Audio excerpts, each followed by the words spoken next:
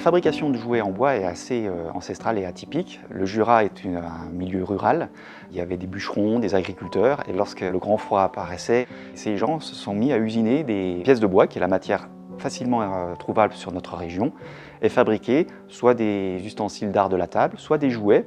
C'est pour ça que le Jura a été fortement ancré par ce savoir-faire de fabrication de jouets. Je m'appelle Stéphane Audobert, je suis le directeur de l'usine Villac depuis maintenant 15 ans. L'entreprise Villac date de 1911. Elle a évolué avec le temps en fonction des technologies, en fonction des conditions de travail. La première chose, c'est d'approvisionner du bois qui a été façonné par une scierie. Ça s'appelle un carrelet de hêtre. Et ce bois va être notre matière première pour passer en tournerie, où là, on va donner une forme à la pièce en bois.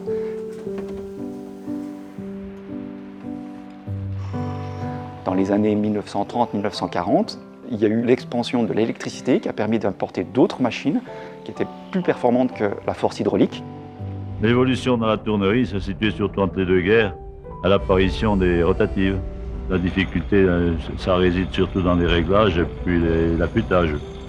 Et puis après, il y a eu la pétrochimie qui a permis d'apporter des matières, des couleurs. Le rubanage est la technique la plus ancienne pour peindre les jouets en bois. Il a presque disparu aujourd'hui, remplacé par le laquage par trempage. C'est vrai que de faire les quilles au pinceau, c'est la première fois que je vois ça, moi. D'habitude, c'est dans des bains trempés. Je m'appelle Daniel Lacroix, ça fait 18 ans que je suis chez Villac en tant que laqueur.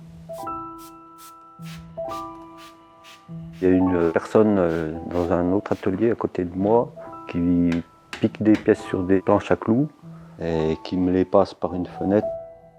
Moi, je les récupère sur les planches et je vais les mettre directement dans des bains de peinture. Tout dépend de la couleur, ça peut être rouge, blanc, jaune.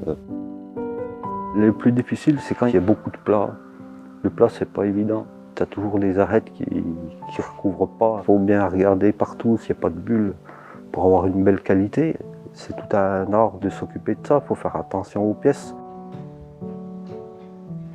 Je m'appelle Adeline Béraud, je suis tampographe et ça fait 2 ans que je travaille chez Villac. Le métier de tampographe, c'est de décorer les pièces avant qu'elles soient montées. Les machines sur lesquelles je travaille, il y en a une, c'est la tampographie. Il y a un tampon qui vient prendre le dessin du cliché et qui vient décorer sur la pièce. Et l'imprimante, en fait, on met les pièces, il y a un logiciel dans l'ordinateur et ça nous imprime ce qu'on veut. Les assemblages sont faits chez des monteurs à domicile, à l'extérieur de l'entreprise. On a un cahier des charges qui est remis à chaque personne qui va intervenir, de manière à respecter les contraintes et surtout la sécurité. Lorsqu'on intègre une nouvelle personne au sein de notre atelier, on lui apprend notre travail, notre manière d'œuvrer. Cette compétence, elle se transmet de salarié en salarié pour pouvoir après continuer à œuvrer de la même manière que l'on pouvait le faire il y a encore 30 ans. Je préfère faire les visages parce qu'on a l'impression de faire vivre la pièce. J'aime ce que je fais.